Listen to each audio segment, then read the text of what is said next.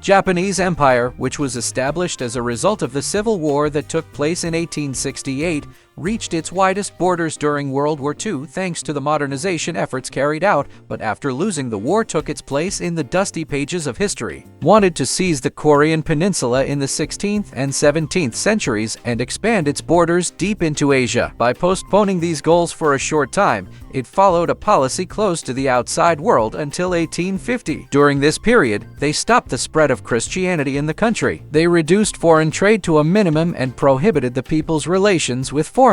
As a result of this policy, an internal crisis began to be experienced in the country in 1850. The country, which had become very weak militarily, also lagged far behind in weapon technology, making occupation easy. Indeed, this weakness did not escape the attention of foreign countries. Shortly before, the Chinese Empire's defeat by the British in the Opium War and the loss of its ports greatly worried Japan. In 1853, when American sailors came to the Japanese coasts and threatened the ports, the Japanese government was forced to make commercial agreements with Western states. According to the agreements, the country would reopen its ports to trade, but tax rates would be determined by Western states. In the 15-year period following this agreement, negative effects began to be seen in the country's economy. While export imbalance increased due to tax rates that put the country in a difficult situation, the Japanese economy deteriorated considerably. As a result of the economic crisis and social collapse experienced, the people revolted. As a result of the civil war that took place in 1867, the Tokugawa government ruling the country was overthrown, and on April 5, 1868, the Japanese Empire was proclaimed under the leadership of Meiji. With the beginning of the imperial period, the country rapidly began to industrialize, and the Japanese giant Mitsubishi was also founded during this period and brought into the Japanese economy. The established industrial zones, coal and steel factories, electricity industries, and machine production became important factors both in strengthening the country and enriching the people. In October 1870, officer instructors were brought from England to establish the Navy and Land Army.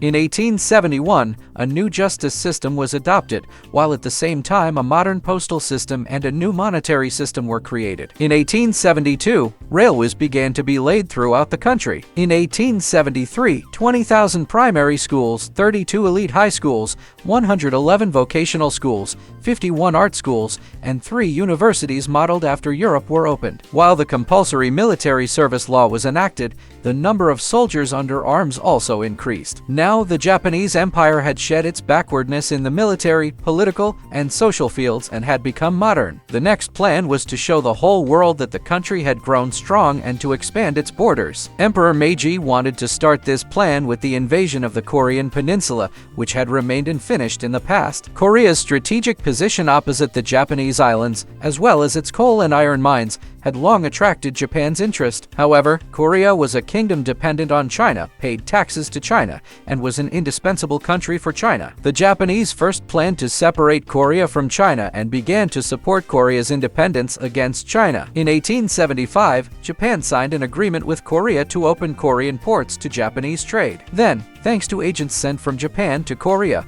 voices of independence from China began to rise among the people day by day. In 1884, a group of pro-Japanese reformers tried to overthrow the Korean government, but China intervened in this coup and sent troops to Korea. Chinese troops saved the Korean Empire, while preventing the overthrow of the government. After this incident, China and Japan signed an agreement. According to the agreement, both countries would withdraw their troops from Korea, and they would inform the other party when sending troops to Korea. At the end of the same year, a rebellion broke out in Korea's Donghak village, and the Korean king requested support forces from China. The Chinese government decided to send about 2,800 troops to Korea after informing the Japanese government. Japan claimed that this was contrary to the agreement, prepared an army of 8,000 men, and sent the Japanese unit to Korea. While the Chinese were busy suppressing the rebellion, Japanese forces seized the royal palace in Seoul on June 8, 1893, and installed a pro-Japanese government in its place. The Chinese government reacted to this, and when it announced that it would not recognize the new Korean government, tensions escalated further. In order to fully occupy Korea, the Japanese Empire declared war on China on August 1, 1894,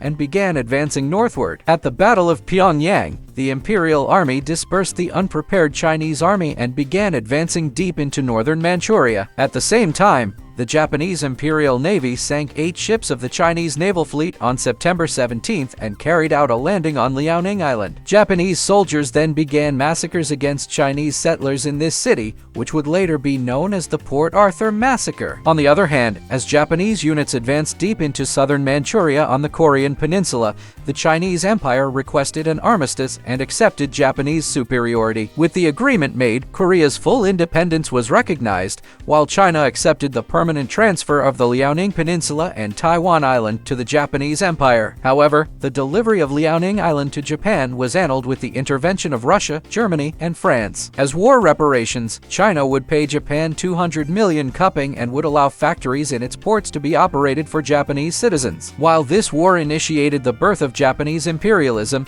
it also proved that Japan was a power at least as effective as Western states. Having obtained what they wanted in China and Korea, the Japanese this time set their sights on Russia. Russia, which wanted to be one of the dominant powers of the region, also aimed to reach the Far East via the Trans-Siberian Railway line. After Tsar Alexander II ascended the throne in 1855, Russia's industry began to develop, and it expanded into Turkestan in the 1860s and to the eastern coast of the Caspian Sea in the 1880s. Later, due to the obstruction of their efforts to advance into the Balkans, the Russians turned their route toward the Far East. By signing a series of agreements with China, they leased Liaoning Island, which had previously been to be given to the Japanese, and annexed important regions such as the Amur Valley in northern Manchuria. This policy aimed at preventing the expansion of the Japanese Empire enabled Russia to become the dominant power in the region. Moreover, during the Boxer Rebellion, the entry of Russian troops into Manchuria and their reluctance to withdraw, and furthermore the beginning of Russian settlement in this region, clarified Russia's intentions to invade the Far East and reach warm seas. All of these events would directly become the causes of the Russo-Japanese War. Japanese Emperor Meiji was disturbed by Russia's expansionist policy and decided to stop Russia. The Russo-Japanese War began in February 1904 when naval forces under the command of Japanese Admiral Togo launched a sudden raid against Russian warships at Port Arthur. Although the Russians lost 1 light armored and 1 heavy armored warship in the attack,